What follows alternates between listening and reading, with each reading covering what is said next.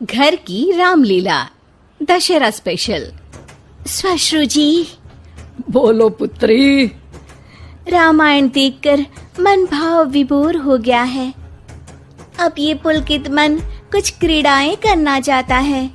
क्यों ना इसी क्षण से हम रामलीला का नाट्य रूपांतरण करें और हमारे निवास स्थान पर हर एक मनुष्य रामायण की चरित्रों का अभिनय करे। तुम्हारा ये श्रेष्ठ विचार हमारी आत्मा को अत्यंत प्रफुल्लित कर गया पुत्री। मैं मर्यादा पुरुषोत्तम श्री राम का चरित्र निभाऊंगी। और माताश्री, मैं श्री राम के अनुज लक्ष्मण का रोल। हे पुत्र, रोल नहीं भूमिका बोलो, भूमिका। इस विदेशी भाषा को उपयोग में लाने के लिए मैं आपसे क्षमा चाहता हूँ माते। और मैं सुपरमैन से महान, बैटमैन से बलवान हनुमान अर्थात हनुमान जी के चरित्र को निभाऊंगा। जय सिया राम। सुंदर, अति सुंदर। अब मैं रावण बनूंगी। आप पर जमेगा भी।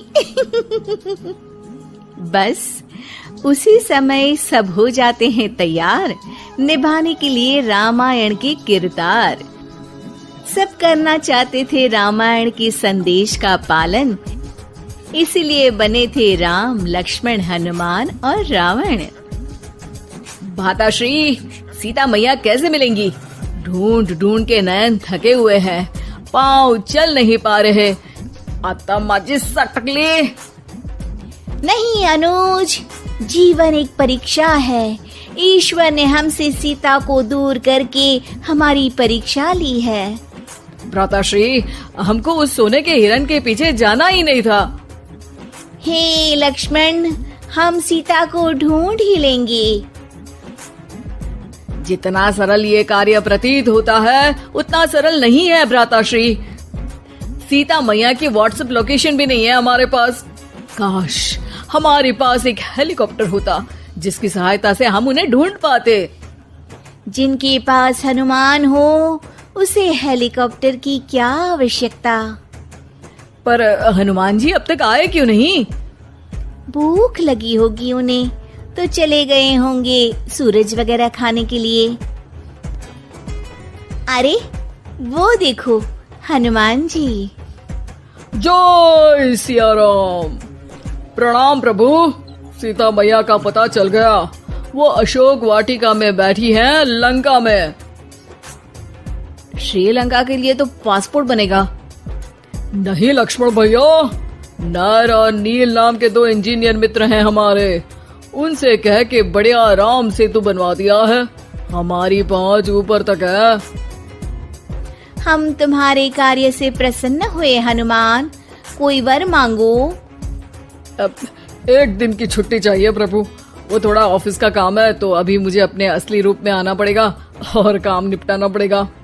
जी हनुमान जी ससुर जी, आप काम कर लीजिए। पर आप चिंता ना करें भगवान, मैं आपको लंका में जरूर मिलूंगा। हाँ हनुमान जी, आपको लंका जो जलानी है थोड़ा समय का ध्यान रखिएगा, वरना लंका की आग पे पानी फिर जाएगा।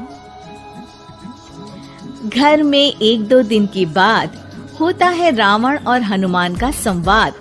ससुर है हनुमान, सास बनी है रावण, बहू और बेटे बने हैं सिपाही, गुस्से में है दशानंद। लंकेश, इस वानर ने पहले तो बगिया के फल खाए, फिर वाटिका उजाड़ दी। अब आपके लिए मिक्स फ्रूट जूस कैसे बनेगा? हाँ, ये वानर बहुत नॉटी है। अरे नॉटी नहीं, चालाक बोलो। हाँ, ये वानर बहुत चालाक है महाराज।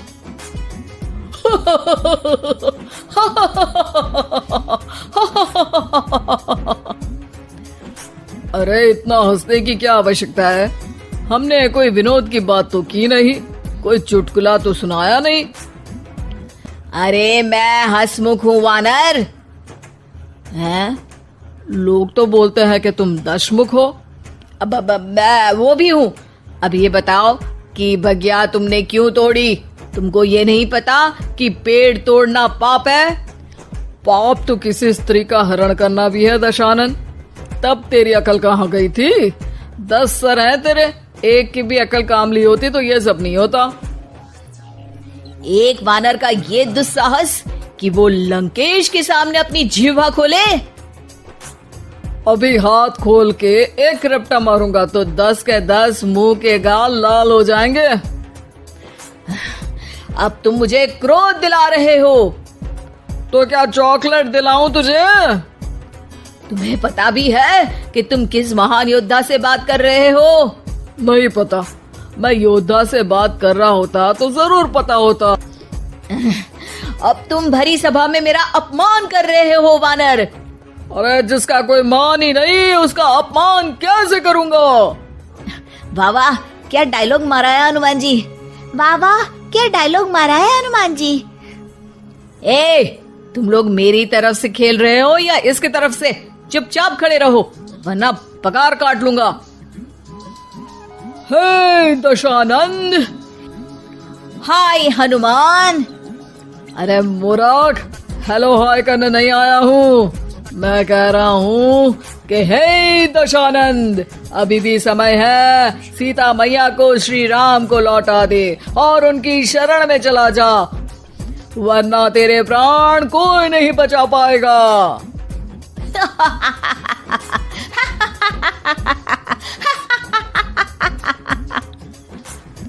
अरे तेरा सेंस ऑफ ह्यूमर खराब है क्या? किसी भी बात पे हंस देता है यार। मैं तो तुम्हारी बातों पे हंस रहा हूँ। तीनों लोगों में कोई पैदा नहीं हुआ जो मेरे प्राणों को हानि पहुंचा सके। अभिमानी रावण, मैंने तुझे समझाया बुझाया पर तू नहीं माना। अब तुझे अपनी जान से हाथ धोना ही पड़ेगा। ये जो 10 सर लेके तू 10 का दम खेल रहा है ना, कटेगा सर।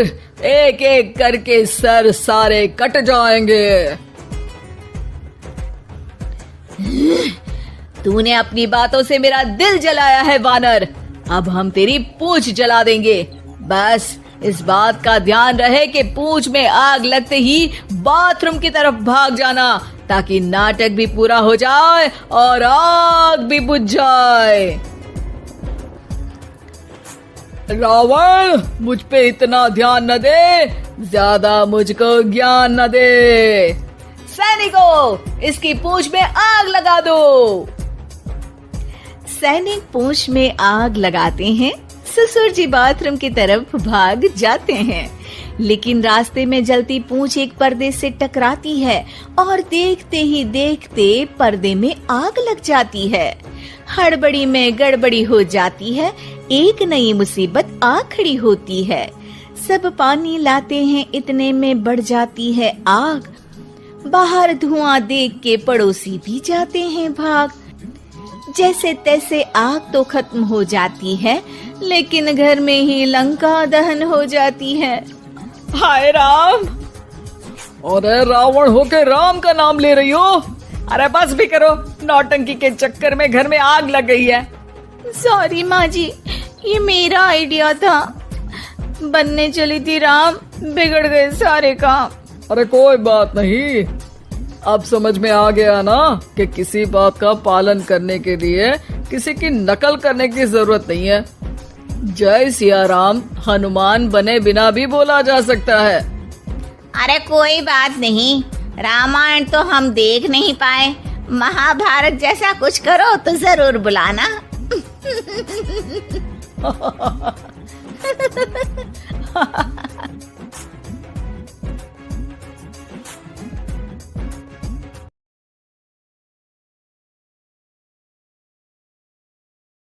की सास। राजगढ़ की गौरी अपने माता पिता की इकलौती संतान थी। गौरी के पिता मेहनत कश किसान थे। वो सारा दिन खेतों में काम करते। गौरी अपनी माँ का किचन में हाथ बटाती। वो जंगल से लकड़ियां बीनती और माँ के चूल्हे में मदद करती। एक दिन वो जंगल में लकड़ी बीनने गई थी कि तभी उसे रोने की आवाज आती है।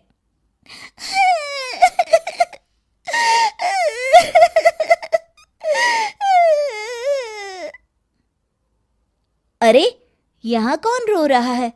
इस जंगल में भला किसी के रोने की आवाज, जरूर कोई जंगल में फंस गया होगा। वो देखती है तो उसे एक परी दिखाई देती है जिसका एक पंख टूटा होता है। अरे तुम कौन हो और क्यों रो रही हो? मैं परीलोक की रानी हूँ, पृथ्वीलोक में घूमने आई थी, लेकिन देखो ना, मेरे पंख ही टूट गए। अब मैं कैसे उड़ान भरूंगी? अरे इसे जोड़ना तो आसान है, रुको मैं अभी जोड़ देती हूँ।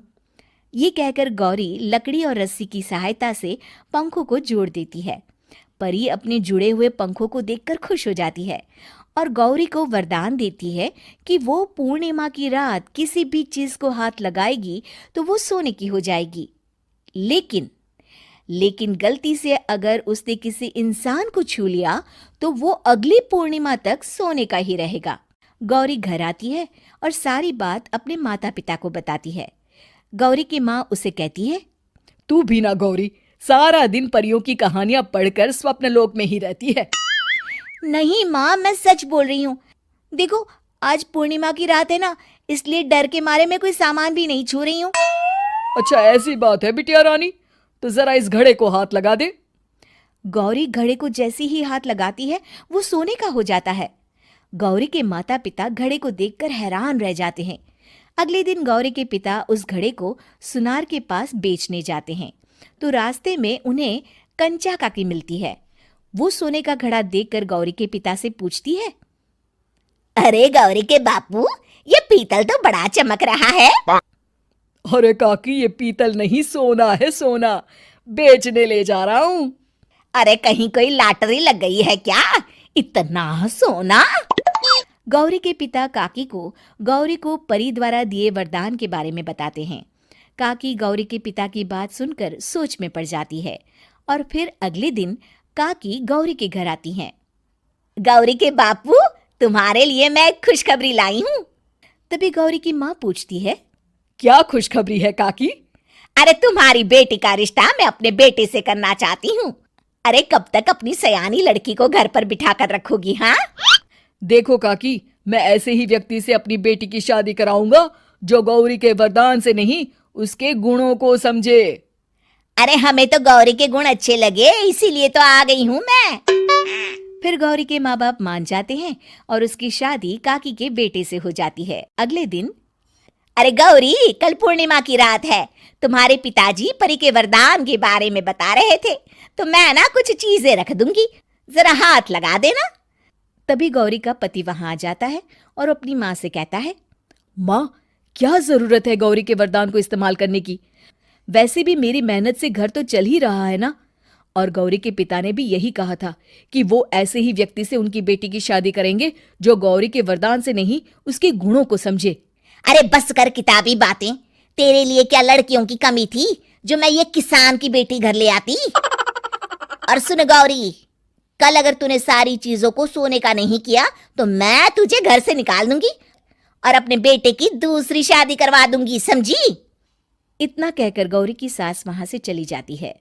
अगली पूर्णिमा की रात गौरी की सास गौरी के सामने ढेर सारे बर्तन रख देती है और कहती है, जल्दी कर गौरी, रात खत्म हो जाएगी, जल्दी जल्दी इन सारे बर्तनों को हाथ लगाकर सोने का कर दे। गौरी करती भी तो क्या, वो जैसे ही एक छोटे से बर्तन को छूने वाली होती है कि उसकी सास भड़क जाती है। क्या मजाक बना रखा है, इतने छोटे से बर्तन में क्या होगा, ये ले, ये बड़ा वाला बर्तन। जैसे ही बड़ा सा बर्तन लेकर गौरी की सास उसकी तरफ बढ़ती है, वैसे ही बर्तन के बाहर से वो धड़ाम से गिर जाती है। सास को गिरा देख गौरी उन्हें संभालने दौड़ती है और वो सास को हाथ लगाकर कहती है, अरे सासू माँ, क्या हो गया आपको, कहीं चोट तो नहीं लगी ना?